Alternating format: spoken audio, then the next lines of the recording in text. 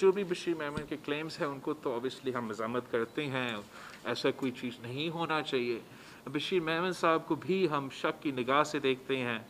हम पूछना चाहेंगे कि अगर ऐसा हुआ इन केसेस के साथ, तो फिर जब सुप्रीम कोर्ट की तरफ से बशीर मेमन साहब का काम जो FIA में था वो ये था कि उसको अस्कर खान केस का इन्वेस्टिगेट करना चाहिए था।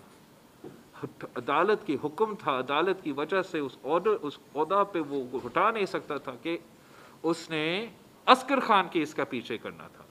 अगर अस्कर खान केस का पीछे करने के बजाय वो मेरा लॉन्ड्री का बिल और मेरा नाश्ता का बिल का पीछे करना शुरू कर दिया, तो वो भी हमें ज़रा बता दे कि किसके कहने पे आपने अस्कर खान केस का इन्वेस्टिगेशन रोका, किसके कहने पे आपने हमारा पीछा करने शुरू कर दिया। और हाँ, अगर खान साहब ने आपको इस तरीके से कोई डिक्टेशन दिया तो अच्छा ये होता कि आप उसी वक्त TV पे आके कहता कि मैं तो बड़ा ऑनरेबल ऑफिसर हूँ और ऑनरेबल ऑफिसर को खान साहब ने गलत डायरेक्शन दिया, मेरा ज़मीर इजाज़त नहीं देता, मैं अपना कुर्सी छोड़ रहा है।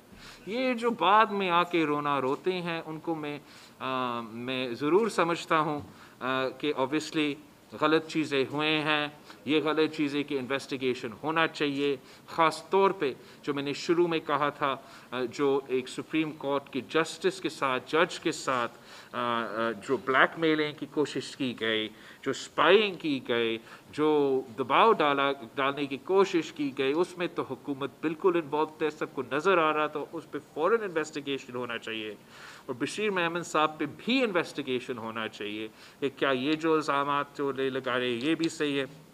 ये भी किसी को पूछना चाहिए कि क्या ये कंटेम्प्ट ऑफ कोर्ट नहीं था कि जब सुप्रीम कोर्ट का हुक्म था कि आपने अस्कर खान केस का फॉलो करना है, कि वो तो फॉलो नहीं हुआ। YouTube पर गुगली TV देखने के लिए youtube.com की सर्च बार में गुगली TV टाइप करें। गुगली TV के पेज पर सुर्ख रंग के सब्सक्रिप्शन वाले बटन पर क्लिक करना ना भूलिए। YouTube पर अपलोड होने वाली वीडियो से बाखबर रहने के लिए बेल आइकॉन पर क्लिक कीजिए। आपको हर नई आने वाली वीडियो के बारे में नोटिफिकेशन मौसूल हो जाएगा।